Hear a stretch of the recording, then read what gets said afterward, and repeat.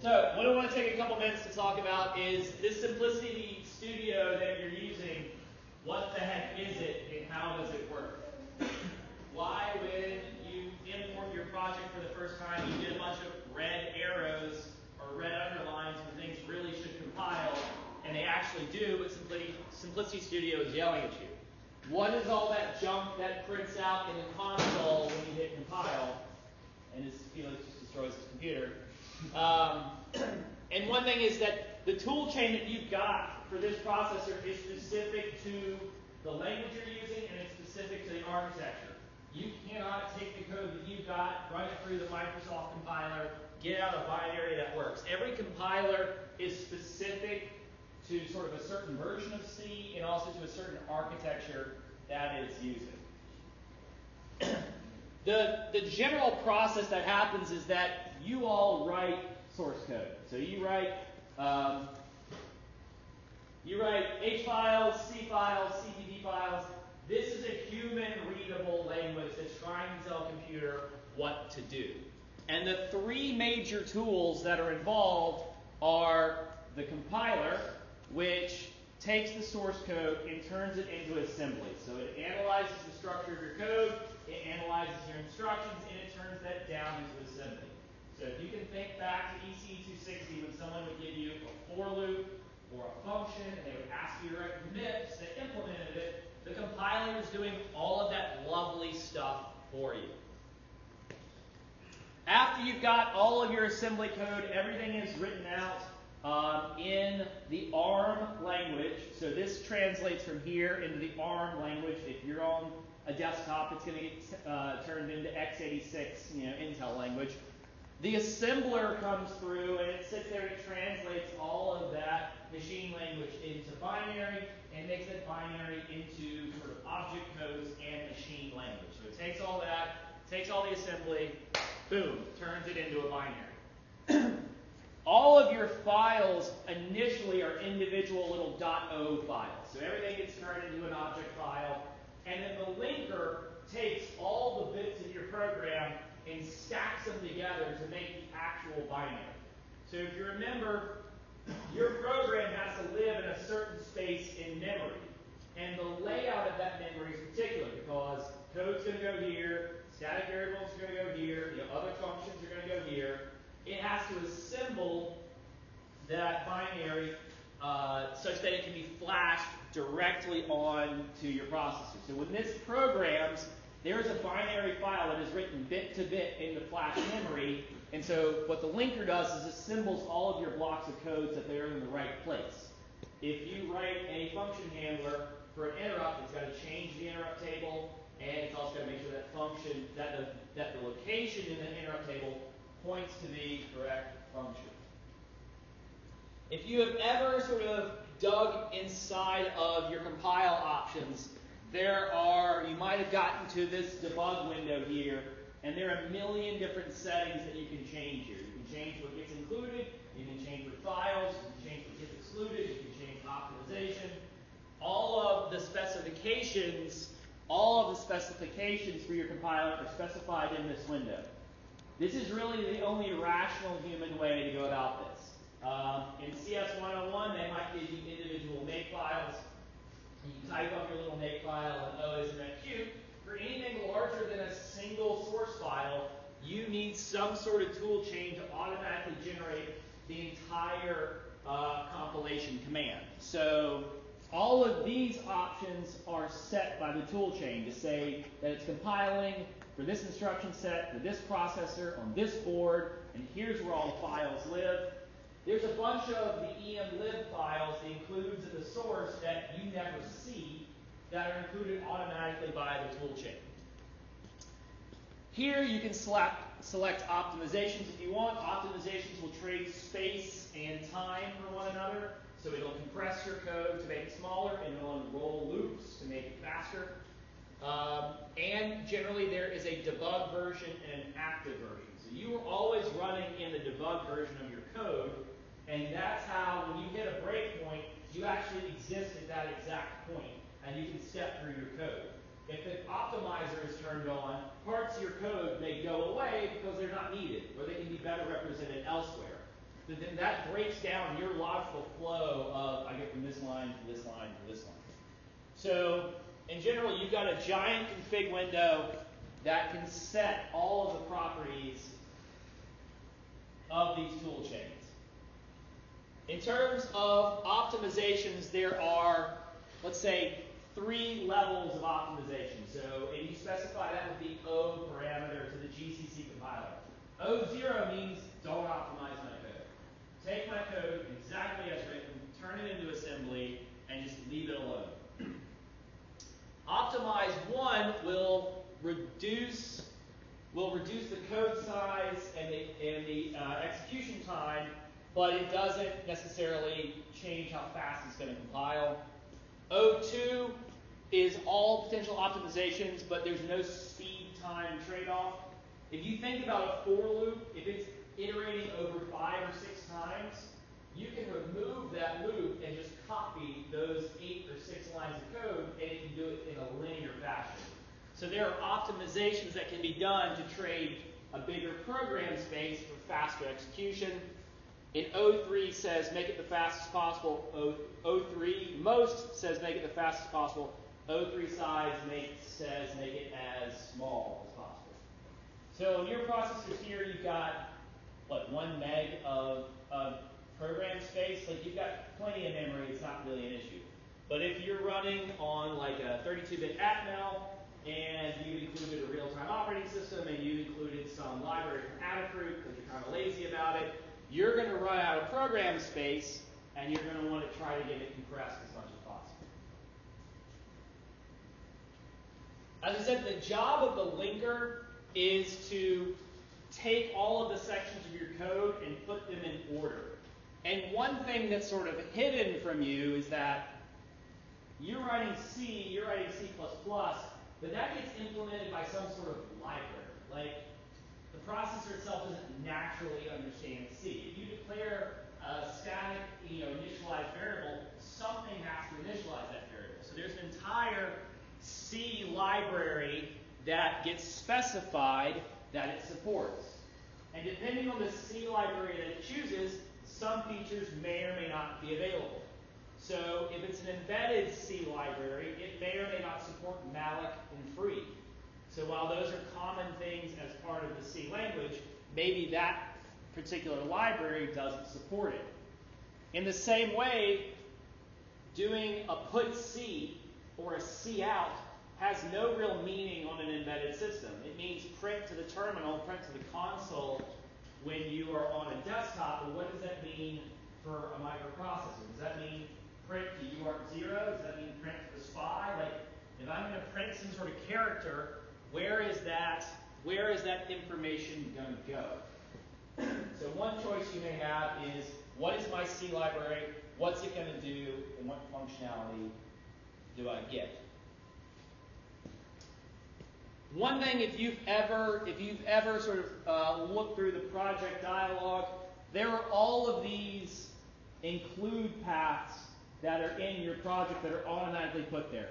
There's this thing for CMIS, there's this thing for platform, there's this thing for your kit. These are all the manufacturer-defined source files that get automatically included in your project. So if you want it, you can include the header file for the LCD screen on your board. And there are predefined functions where you can print out to the LCD screen. Bill's trying to do that, and it's automatically a part of all of your projects. I just have it excluded from the build queue, so you don't waste time compiling all these files that you don't need. So, but what you can see is that all of those includes come down to all of these object files, and then the linker then again stitches them all together. So there's a lot of stuff going on behind the hood that is making your life a lot easier. If you were doing this manually, you would have to set the include path each time, and you would have to manually write out all of these paths. And so if you move the include folder on your computer, you have to change your compiler flags. Excuse me. Questions so far? All right? The reason that you use an IDE is that if you look in the terminal, all of these settings get automatically generated into actual strings, actual commands, and you don't have to do them. So this is a C++ compile targeting the Cortex M3 architecture. If it was a different processor, you'd have to put a different flag. Targeting this particular chip using the thumb instruction set. And here's a list of all of the includes for all of that Simplicity Studio and all of the emlib files. You would have to write this all out by hand if you were trying to do this straight from the terminal. So while it's a great edifying exercise, it's a productivity sink to write all this out. Have something that has an auto make, has an auto compile. At the same time, here you can see that inside the compiler we're using O0, so that's optimization level 0. You can see that we've got wall, which means do warnings on all errors. And here you can see just other optimizations that are set up in the linker in the compiler. You don't necessarily need to know what they are, but if you want to know what your toolchain is actually doing, you can read the output of the terminal and see what all the compile flags are set to. In the same way, if you poke around the debug folder is going to have all of these other hidden files that say how all of your object files get stitched together. This is actually a call to the linker to tell everyone where all of your files should go and should be put together. The general organization that your memory is going to have is at the very base of memory, it's going to be sort of your read-only program information. So read-only information are constant variables and all of your program instructions. So down there at the bottom is going to be all of that read information. The next section is going to be stuff that is read-write. So these are global variables. So they have to have a place in memory, but it's the job of the C library to then copy them into RAM so that they can be referenced. So as part of the binary in your program, these have a space in the binary, but once the program initializes, these sort of get inflated and sort of put into RAM. You have your statically organized section, so a ZI section are zero initialized variables. So if you've got a whole range of variables that you either have undefined or you've been defined into zero at boot, the compiler is going to say, hey, that's really easy. When I turn on, I'm going to put all my variables there, and then boom, I'm going to write a bunch of zeros to that region, clear all those variables. And of course, you've always got your heap, which are your dynamically allocated variables or your global variables, and then you've got your stack, which is for all of your function calls. Questions on this? The way this all gets put together is there is either a load file, a GNU load file, or on other systems there's something called a scatter file. Your toolchain doesn't know anything about your processor. It doesn't know about its organization. It doesn't know where RAM should be. It doesn't know where flash should be. Some file has to tell it. And so what it does is it defines sections. So it defines one section as flash, and it says that flash is readable and executable. It lives at memory address 0, and it has a size of 124K. The remainder is RAM, which starts again here at our familiar address. It has this 128K link. It is read, write, and executable. So there is some file deep down in this compile toolchain that's saying, hey, here's the layout of your memory. So once you actually burn into this processor, stuff needs to go to these different regions. Inside the loader file, this is the type of stuff that gets your interrupt vectors in the right place. So the reset handler is an entry point into the system, and then all of your vectors get placed right here after the reset handler. So the reset handler function pointer goes there, and then the rest of your interrupt vector table goes there. So everything that is listed in the documentation, that reset handler's got to go here, stack pointer's got to go here, interrupt table's got to go here. That's all defined by the manufacturer, but somebody's got to write software that forces your data to end up there and makes your software comply with those hardware rules. And as a couple people saw in assignment 1, you can look up and see where the linker actually puts things. So that vector region, which was your interrupt vectors, gets placed at 0, 0. The start of your C library gets placed here, and the rest of your handlers are placed in memory. So there's a .map file, which a couple people looked at in assignment 1, and the .map file tells you, after we've gone through the compiling, after we've gone through the linking, the memory map, where does everything end up? And so if you were to make a function pointer to one of these objects, you would get a pointer to one of those exact locations.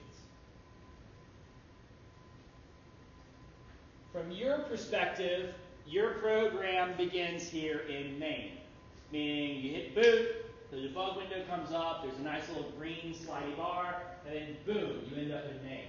But before you actually end up in main, a lot of stuff has to happen. So the C library gets initialized, it copies over code and data, it initializes any static variables, it clears any 0 variables, it sets up the location of the stack and heap, and any constructors, any statically identified constructors that need to happen. So for your accelerometer data structure, that gets constructed because it's statically allocated. It gets constructed before you get to main. So all of these things have to happen. Boom, everything is set up, all my globals, all my statics, everything, and then boom, you're in main. So there's a lot of stuff that happens before you get to main. And again, all of this doesn't happen by chance. It happens because in an assembly file that defines your program, there is immediately after the reset the reset handler always calls system init. So the reset handler, its only function is to immediately call the C library's initialization routine. So when you hit reboot, the processor loads the reset vector and executes it. It executes the code there, which its first business is to, boom, call your C library and take care of all the things there. Because the C library, so start gets called by the reset handler's here, and then it calls your actual main. So start is the beginning of the C library, and then start then calls your main function. So it's sort of magic on one hand that all this happens, but a lot of this is hidden behind what you do. So if you were to accidentally delete this startup file, you would never get to main. You would never get there. This startup file is usable only by this processor because it's written in assembly for this exact situation. If you were not doing this, if you didn't have these startup files, if you didn't have all of this toolchain behind you, it wouldn't work. And you would have to go back to old school methods like I learned, where I had to look up in the data sheet and say, well, where does the processor begin executing? And it says, well, the processor will begin executing at memory address 860 for whatever reason. And so you had to put an assembly command above your main and say, or a linker command and say, hey, linker, put main right here at address 860. So you had to look up to the processor and say, I want you to manually put all of my code starting at this address. And so instead of having the tool chain eventually get to your main function, you had to manually put your code at the point where the processor would reset. So it was really annoying because let's say now you've got to move chip architectures, now you've got to move physically where your code gets organized. So we're past the bad old days of writing assembly and manually ordering your code, where it's all that information is still there, but it's hidden in all of these files. And you hope to have a good tool chain that gives you all those files, a good manufacturer that lays that all out so that you can do it. The reason I picked this platform is, again, the documentation is good, the tool chain is good, it's an ARM processor, which is really common, and it's all running under GCC. So we're not using a custom compiler, We're not using an unknown processor. Everything is going to look different, but it's all going to kind of follow this general structure. So, key things you need to take away. There are 3 tools involved. Compiler, linker, flash program, or any assembler. There are 4. The flash program will be signed out. But you've got the compiler that makes the source code. The assembler, or the compiler takes the source code and makes assembly. The assembler takes the assembly and makes machine code. The linker takes all of those binaries and all those objects and stitches them together to make your program. The linker and the memory maps dictate how those pieces of code physically stack up to make a binary. That binary gets manually programmed into your flash. So the programmer just says, I got this file, I'm going to write it here. And it just does a one-to-one copy. It's a really dumb routine. A lot of stuff is configured under the hood. If you have a working system, the only thing you might ever change is some of the optimizations. Maybe you include a different C library because it's too heavyweight, it's too fat, and you don't need some of the capabilities. You could spend an endless amount of time digging through these tool functionalities. And whatever organization you may or may not end up working for, they'll have their own tools, they'll have their own setup, but it'll generally follow these same conventions. These tool chains, these environments, maybe it's in PIC, maybe it's in Microsoft Visual Studio, maybe it's here in Eclipse, you will have the same sort of conventions. So, I wanted to give you a short lecture today, so you can get on your labs, spend time on that. But this is material that will not be on exam 2, but will be on exam 3. It's much better today to talk about the compiler than it is to jump into I2C, I thought. Because that's going to be a big thing. So, I'll leave you there with that.